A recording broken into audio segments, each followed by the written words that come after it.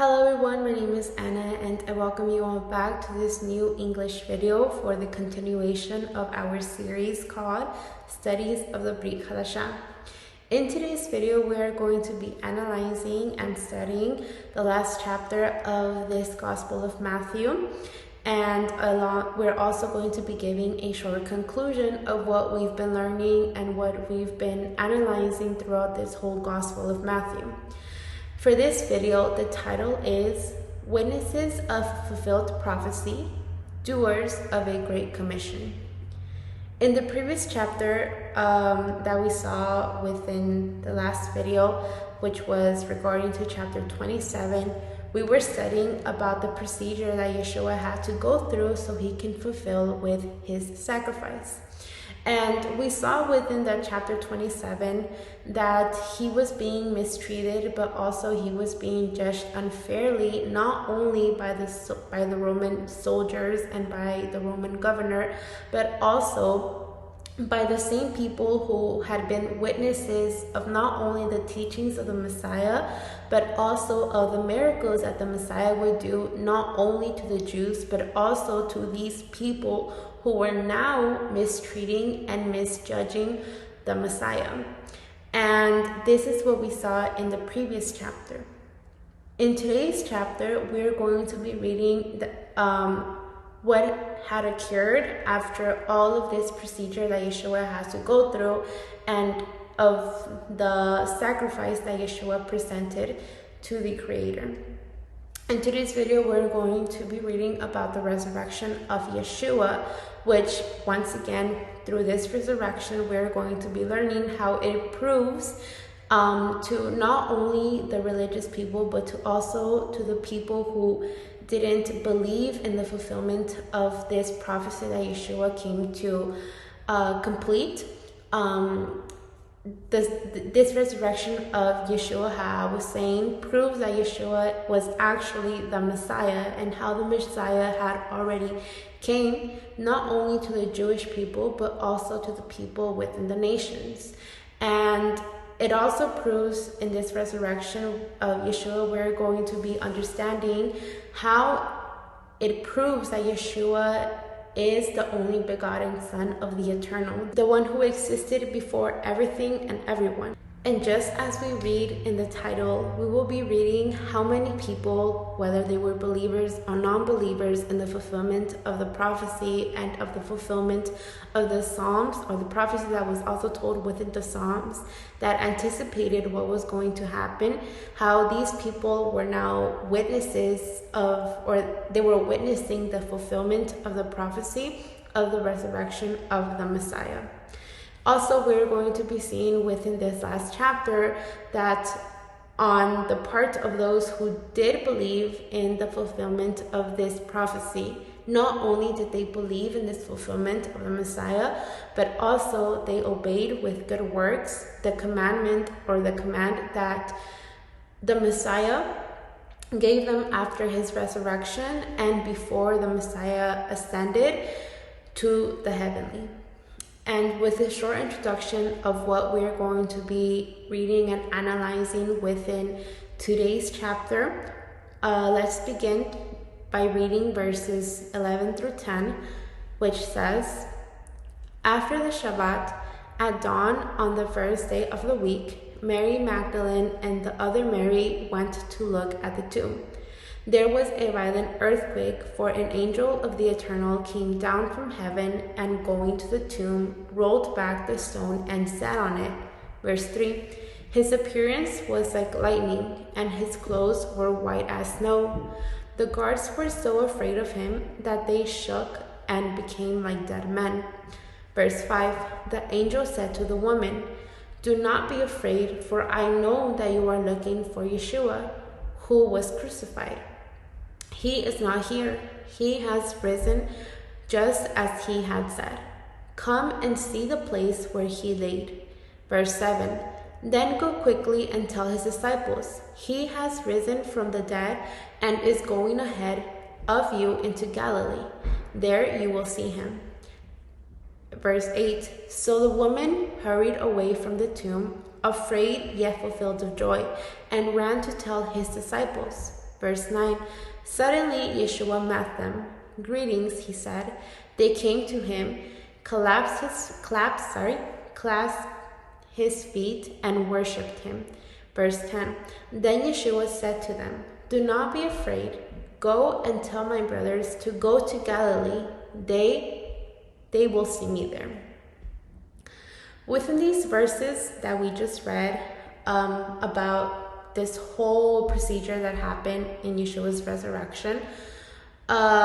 which once again, I repeat, Yeshua, upon resurrecting from the dead, not only does he become the means of rapprochement between the Father and humanity, or between the Father and the souls, but also through this resurrection of Yeshua, it proves that he is the Son of the Eternal, who has existed from the beginning of creation until our present days.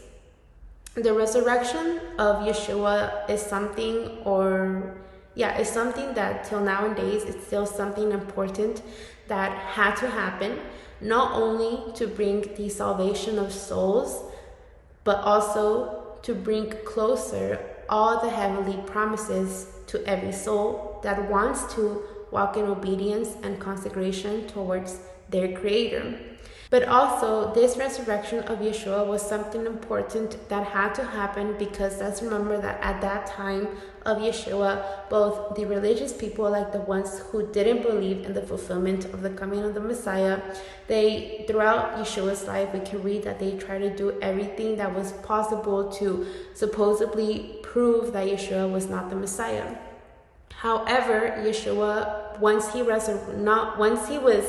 sacrificed and then he was resurrected from the dead, with this action, it confirms once again that Yeshua was actually the Messiah that the Jews were waiting for. And the first thing that we can read within these verses, and that is also important that we analyze and that we study, since thanks to this topic that we can read within these verses, it has caused a lot of contradiction and has been taught a lot of bad context by the religious people of what we can read within these verses. And this topic that we see within these verses that has caused a lot of problems, mainly within the religious people, is referring to the day that Yeshua, or Jesus as they know him, as they know the Messiah, or as they call the Messiah within the world, the topic about the day that Yeshua resurrected. And it is important to clarify that although within the scriptures, and just as we have finished reading within these verses, that although in the scriptures it says that Yeshua was resurrected on a Sunday at dawn, it does not mean that it can be used as in supposedly evidence to say or to even believe or teach that now the day of rest or Shabbat is on a Sunday.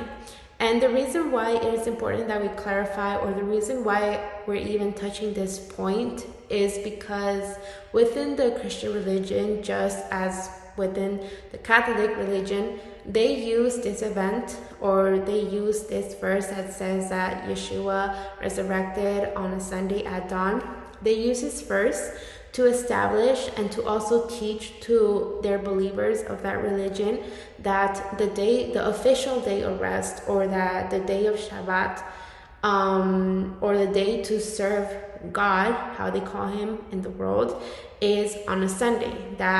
They teach this because they say that the moment that Yeshua resurrected on a Sunday, it confirms that now the day to serve God has to be on a Sunday.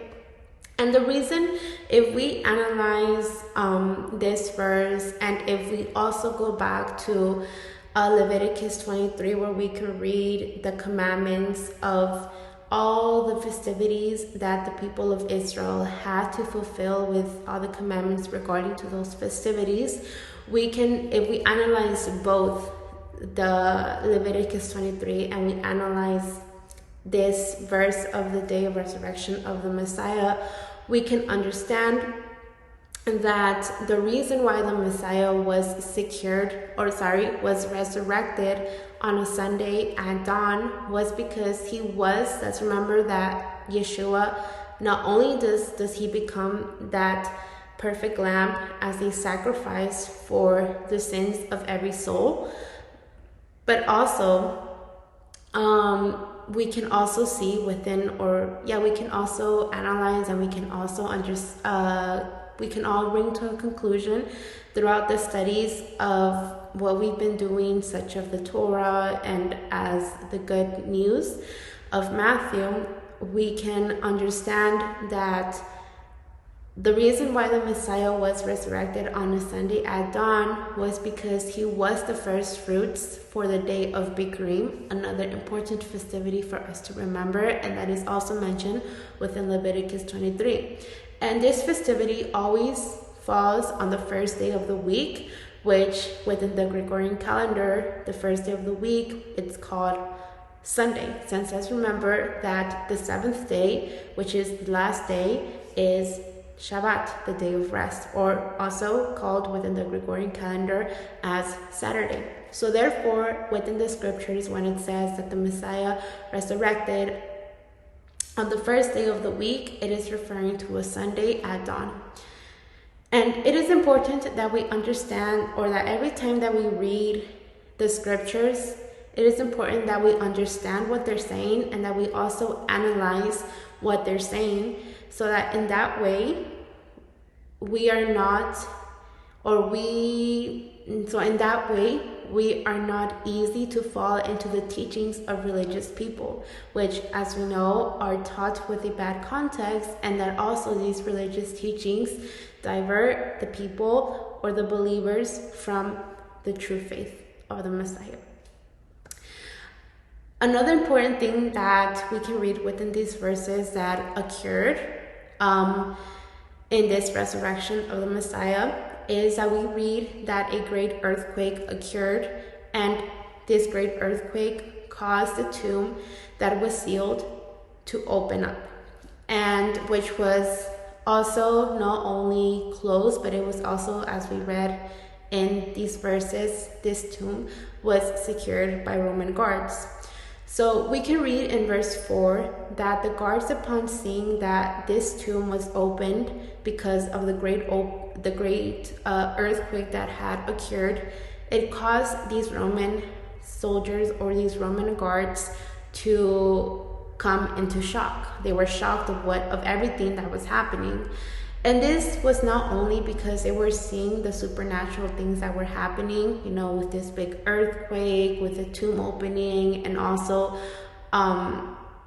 with the tomb opening, but also because we read in verse 5 that they also saw the angel that was sent by the Creator, so that this angel could give the good news of Yeshua's resurrection to these two women who were Miriam Magdalene and the other Miriam, who had gone to see Yeshua's tomb. So the soldiers, seeing all of these supernatural things happening, it brought them to a shock. Also, another thing that we can read within verse 5, and that it mentions these two women coming to Yeshua's tomb. The fact that these two women went to see the Messiah in his tomb was something important that had to occur. Why? Because since these people were going to be those two witnesses, or those two witnesses who not only saw Yeshua's resurrection, but who also saw the fulfillment of the prophecy of his resurrection. And in this, they were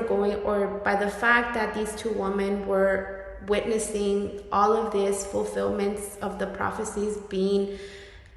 complete,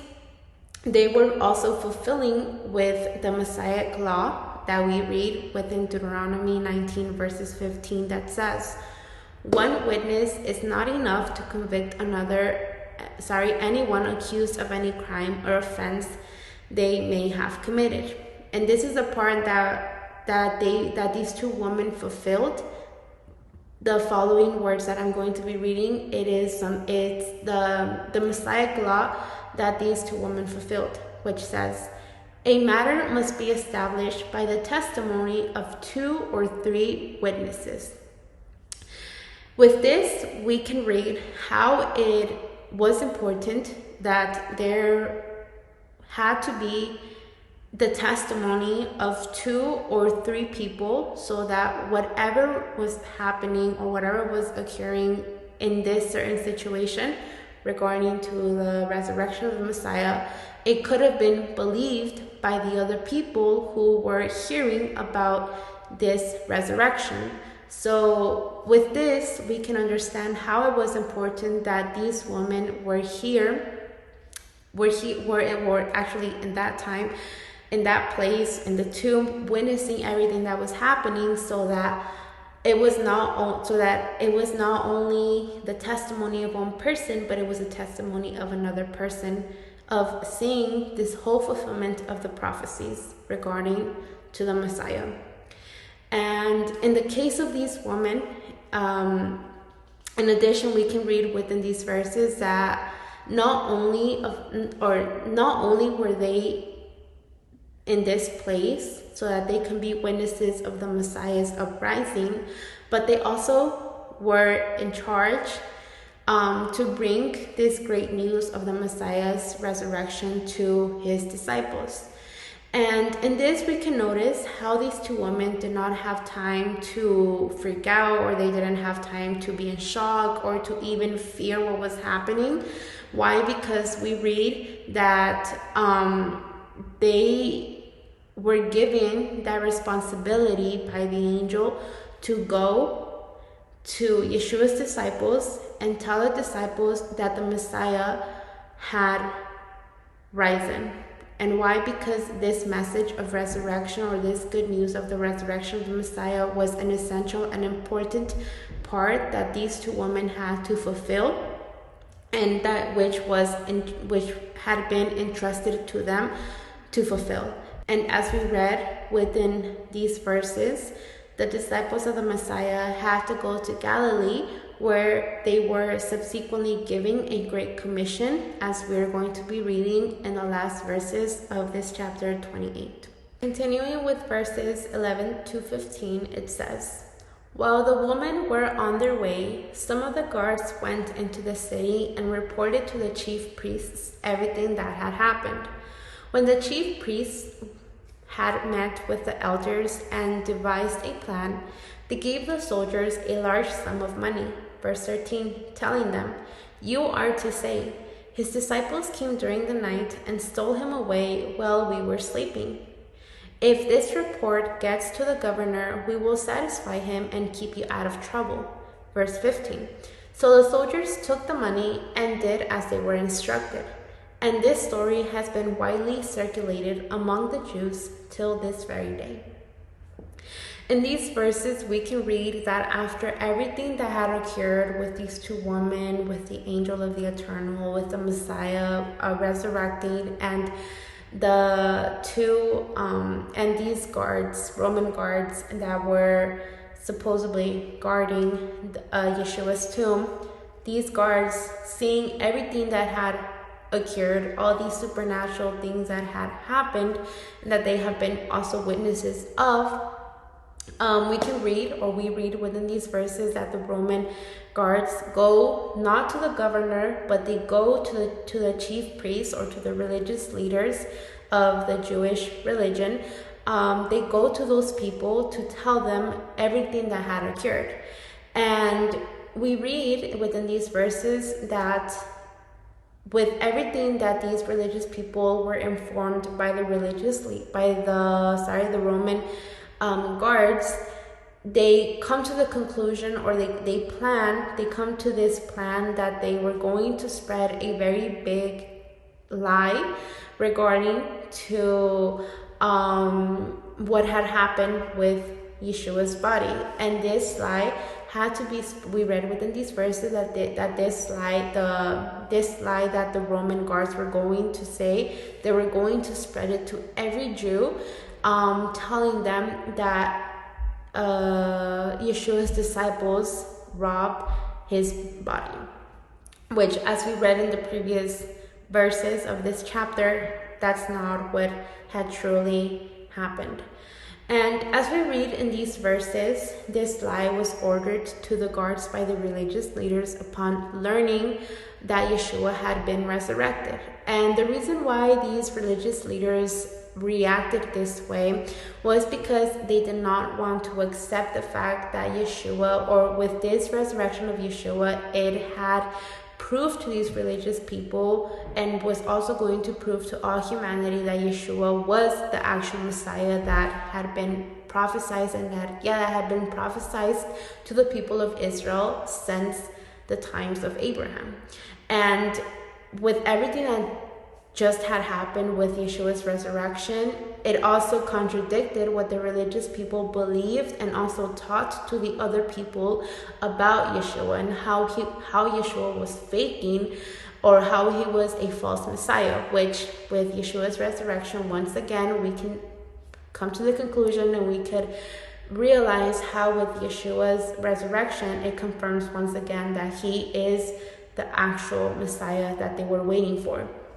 So for this reason, it is why the religious people acted this way. Why? Because if the crowd found out that Yeshua had been resurrected, then they were going to believe that Yeshua was the actual Messiah, which is why they decided to pay these religious leaders in order for them to hide this, or the resurrection of Yeshua. They decided to pay a large amount of money to the Roman guards so that they can spread the lie that Yeshua's disciples went to the tomb during the night and stole Yeshua's body while the guards were sleeping. And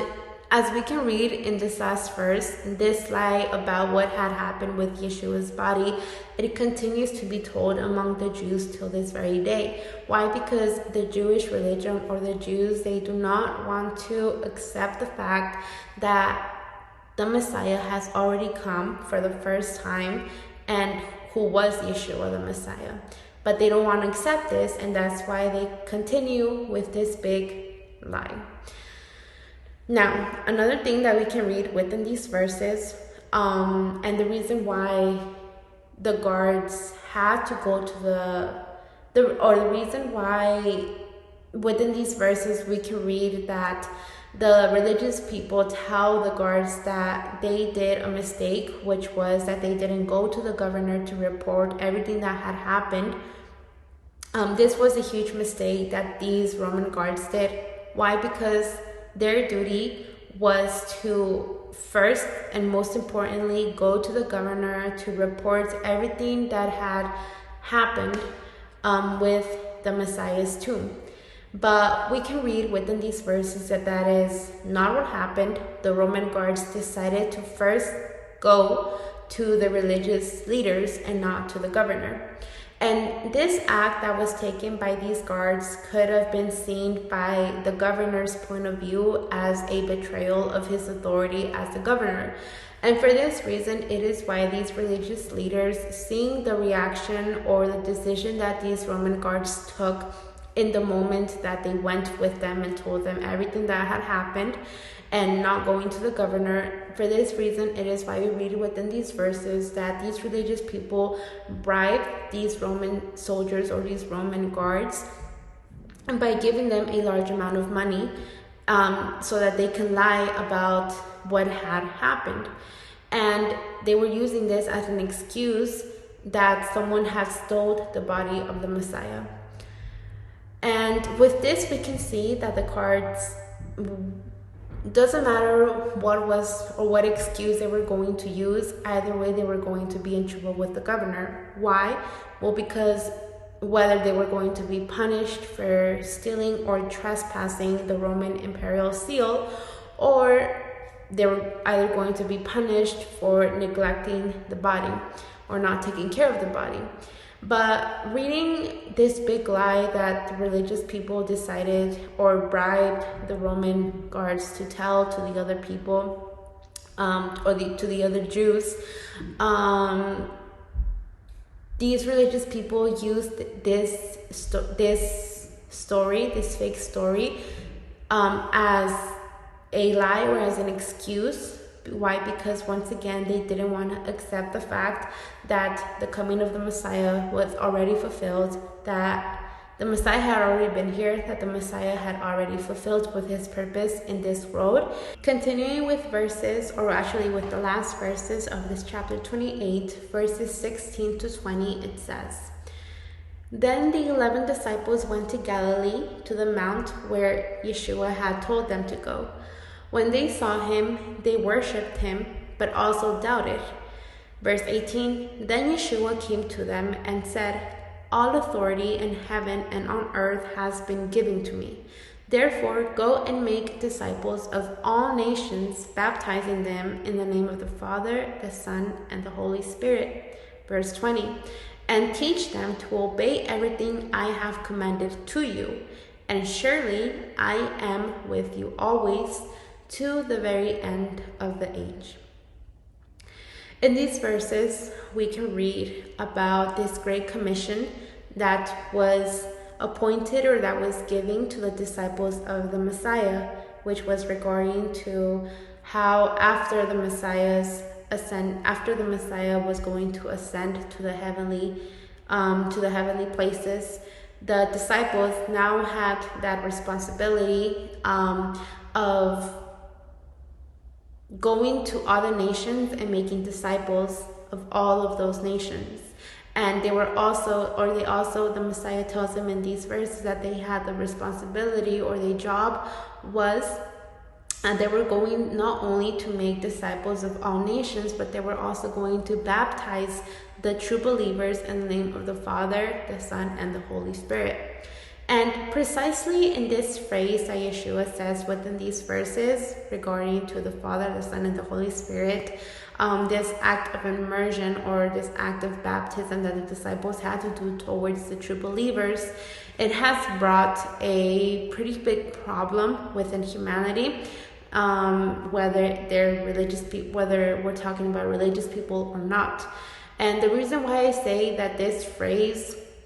that Yeshua says in this verse, the reason why I say that it has brought a big problem within humanity is because thanks to the religions that believe in the Trinity, they have taught, or they take this phrase of Yeshua, they take this verse to they take it as an evidence, supposedly evidence that the Trinity does exist within the Bible, and that the Messiah in this verse verifies that the Trinity is real. And this doctrine of the Trinity has caused within the humanity a lot of problems, a lot of controversy, a lot of confusion. Why? Because either there are people who do believe in the Trinity and do say that the Bible does verify that the Trinity does exist and that the Trinity is biblical, or we also have, on the other hand, the people who the doctrine of the Trinity, it brings them confusion, which this confusion, in the majority of cases, it takes them, or it leads them to atheism. But when we truly analyze these verses, when we truly understand what the Messiah was saying, or what he was referring when he said that the disciples were going to baptize in the name of the Father, the Son, and the Holy Spirit, when we read these verses and we understand them, we can come to the conclusion, and we can verify that Yeshua was not referring that they were going to teach about the doctrine of the Trinity, and that was what they were going to believe in the Trinity. But what Yeshua was telling his disciples is that this baptism should have not only been physical, but it also had to be internal. Like, it also had to be from the inside, a cleanse from the inside, because remember that baptism or immersion means cleansing. It's not that, and something that exists within the religions of the Trinity. And when they baptize, the people that baptize, they usually do it based on an emotion. But throughout the scriptures, we have been studying, and we're going to continue studying within the other gospels, the other 3 gospels that we're going to also be analyzing and studying. We are going to be realizing how the true baptism or the true immersion that is done is not based on an emotion, but based on a true commitment that we take, or that we understand and that we decide to take. And this commitment is not with the person, with the human being, but with the Father. The baptism within these verses, we can understand that it's an immersion of full cleanse, not only physically but also internally. So this is what Yeshua was referring to, and also Yeshua clarifies to them that the baptism should not only be physical but also internal. And this cleanse that the people or the believers were going to go through, and that till this day we still go through. We do this cleanse through the renewal of the human being's mind. Once we understand what our purpose is within this world, and once we understand what the Eternal expects from us, and everything that, and once we start living in that obedience, in that consecration, and fulfilling with the commandments that the Eternal gives to us, not only through the teachings of the Messiah, but also through his Torah. And this is, once we decide to live in that obedience, once we decide to have that renewal of our mind, that is how we do the true immersion, the true cleanse of us. Also, within these verses, we can read that the Messiah tells his disciples to also teach the true believers of all the nations to live in obedience, teaching them to serve all the things, to observe all the things, to fulfill all the things that the Eternal has commanded for humanity, which we can conclude that all of these commandments that the Eternal gives to humanity is for the own good of the human being. And not only does the Messiah say for us to fulfill with the commandments of the Eternal, but also to what the Messiah has commanded his disciples in that time to fulfill, which we can read that the disciples did fulfill. We're going to read how later on in the rest of the books of the New Testament, we're going to read how both the disciples, like the apostles, fulfilled with the command that the Messiah told them that about the duty or the responsibility that they had, and how we are going to read how the apostles, like the disciples, went from nation to nation, teaching the good news of the Messiah, the teachings of the Messiah, and the teachings of the Messiah. And lastly, we read within these verses that the Messiah tells them that if these disciples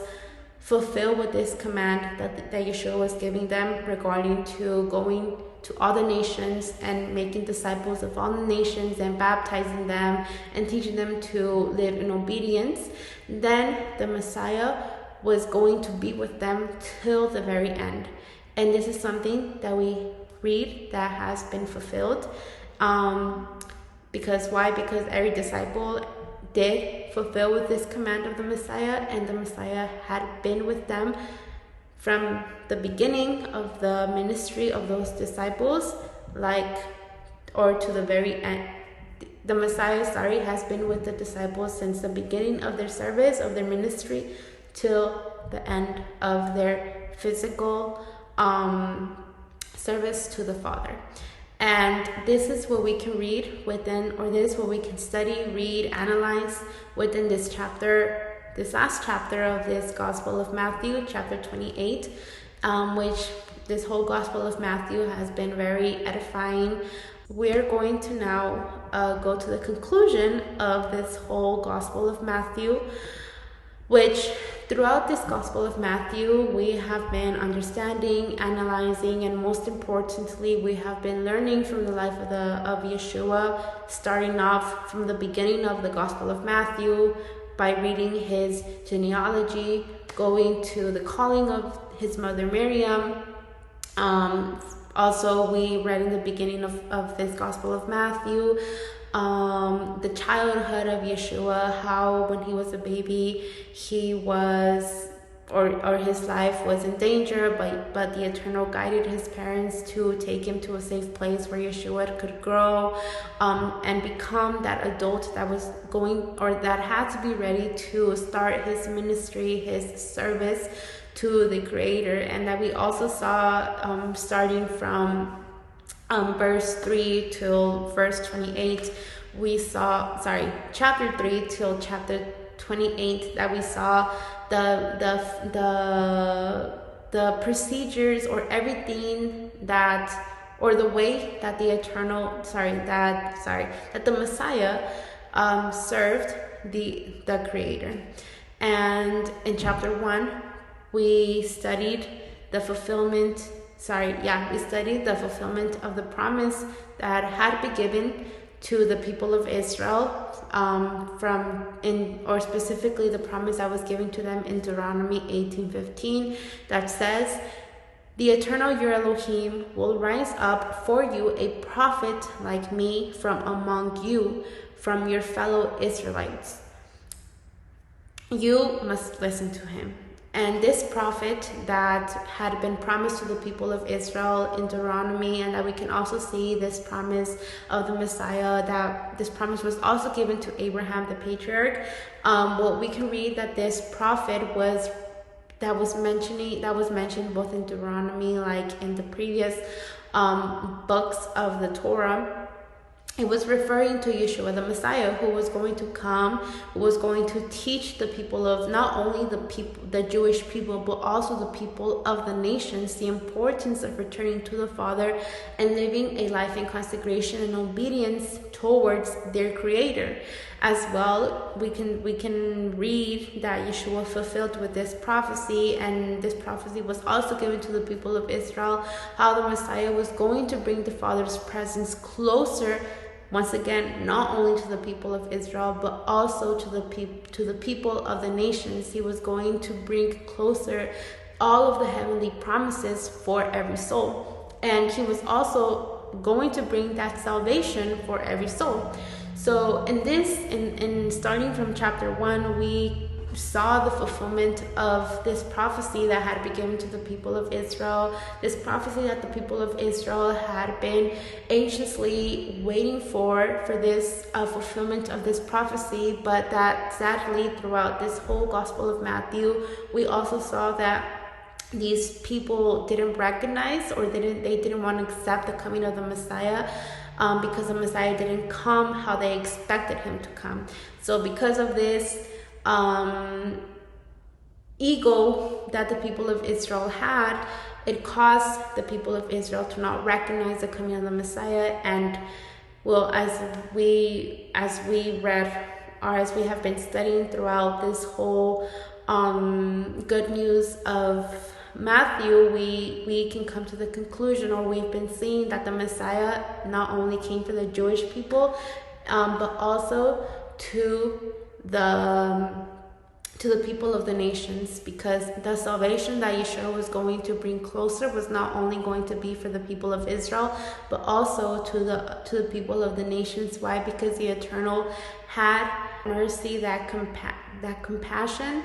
of humanity, and how it was now important that for the Messiah to come. Also, from chapters 3 to 7, we saw the beginning of Yeshua's ministry, starting off with the preparation that John the Baptist had to do with the people of Israel, preparing the people of Israel for the coming of the Messiah, preparing them by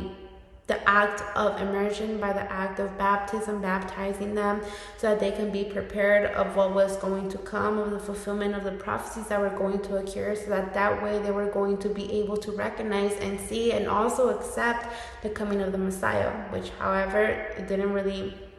happen in many cases, because many people did deny the Messiah, Yeshua, as a Messiah. But we can read within the first chapters of the Gospel of Matthew, or the Good News of Matthew, how starting off by John the Baptist. He started preparing the people for the coming of the Messiah, and then the Messiah came to fulfill with his service to the Father. Also from chapters 8 to 9, we saw the beginning of the miracles that Yeshua would do, not only to the Jewish people, but also to the people of the nations, people who are being those witnesses about not only the teachings of the Messiah and the fulfillments of the prophecy that the Messiah was doing, but also of the miracles that the Messiah was presenting and that were doing to the people of that time, which these miracles, once again, were evidence, or were evidence that Yeshua was the actual Messiah that they were waiting for. And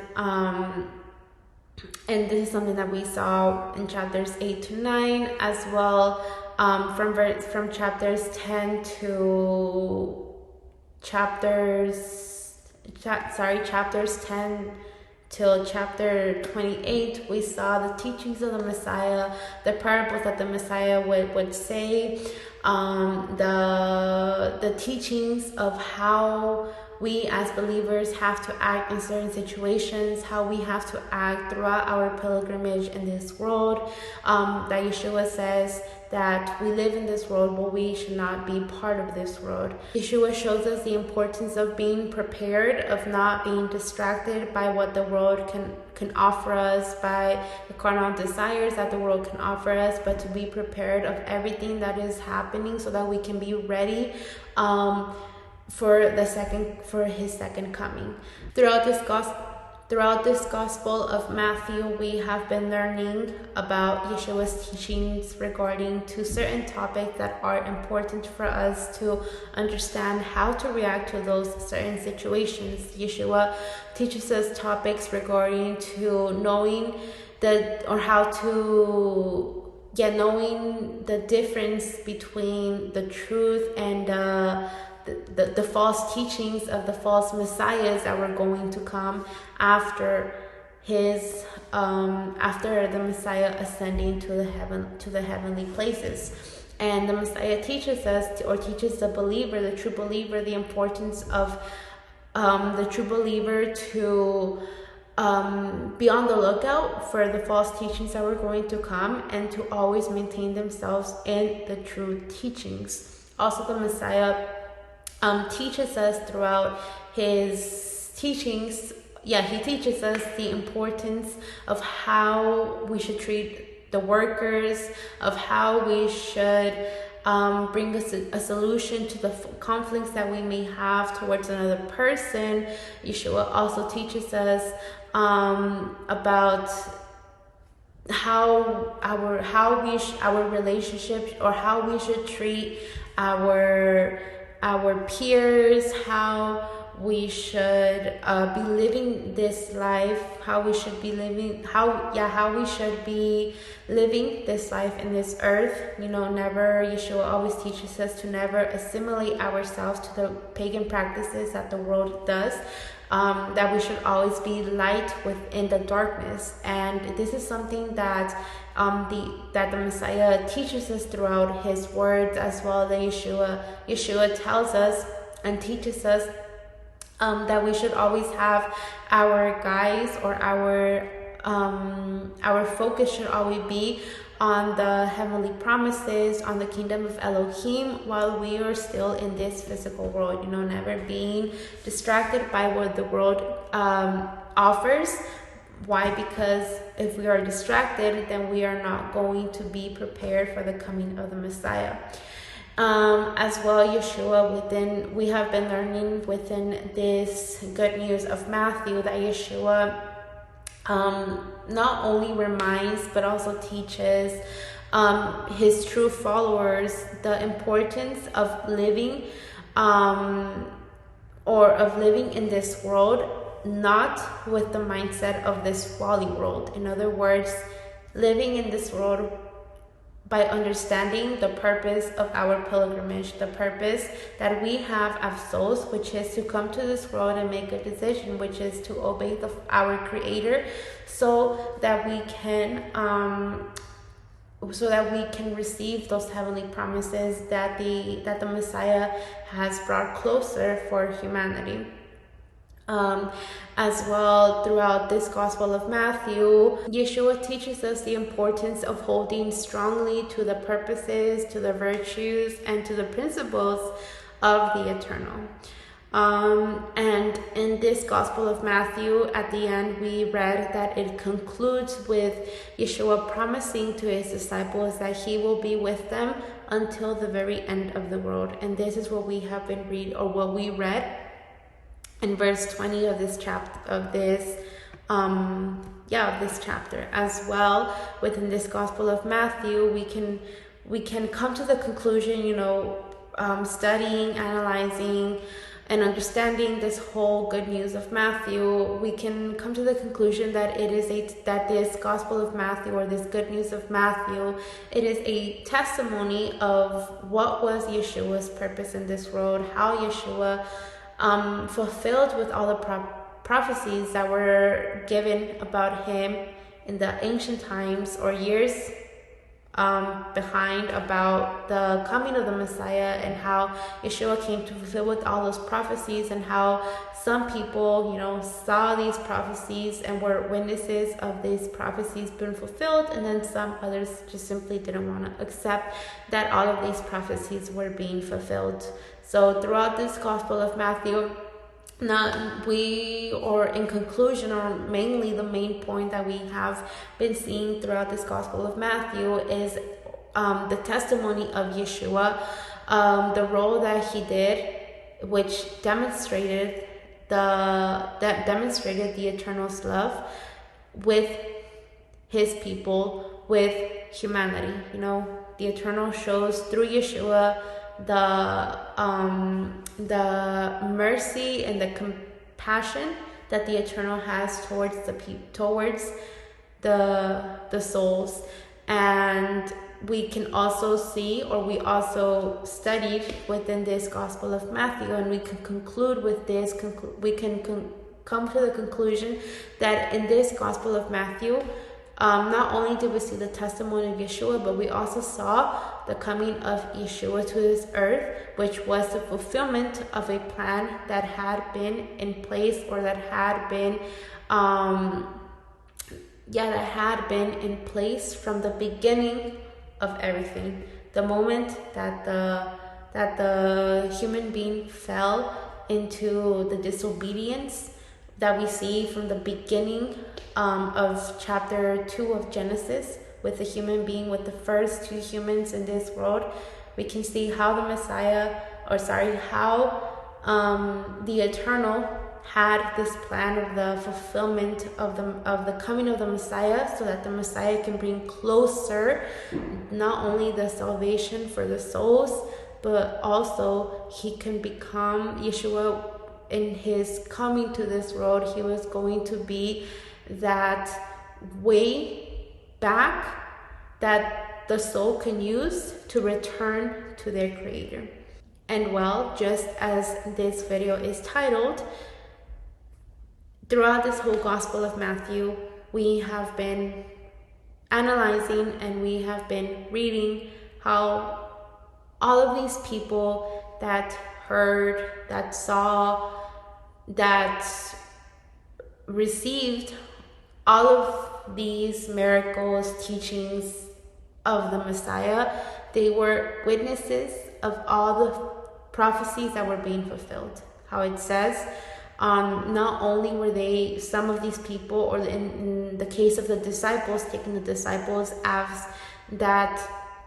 example of a true believer, they were witnesses of all the prophecies that were being fulfilled. But not only were they witnesses, but they were also doers of a great commission that Yeshua gave to them to fulfill. And well, this is all for today's video. Thank you very, very much for taking your time and analyzing and studying this chapter with me on this last chapter of Matthew. And well, thank you as well for accompanying us throughout this whole Gospel of Matthew. And in the next video, we're going to start off with another gospel, or another gospel which is the Gospel of Mark. And well, we are looking forward to that if it's the Father's will. Thank you once again for your time, and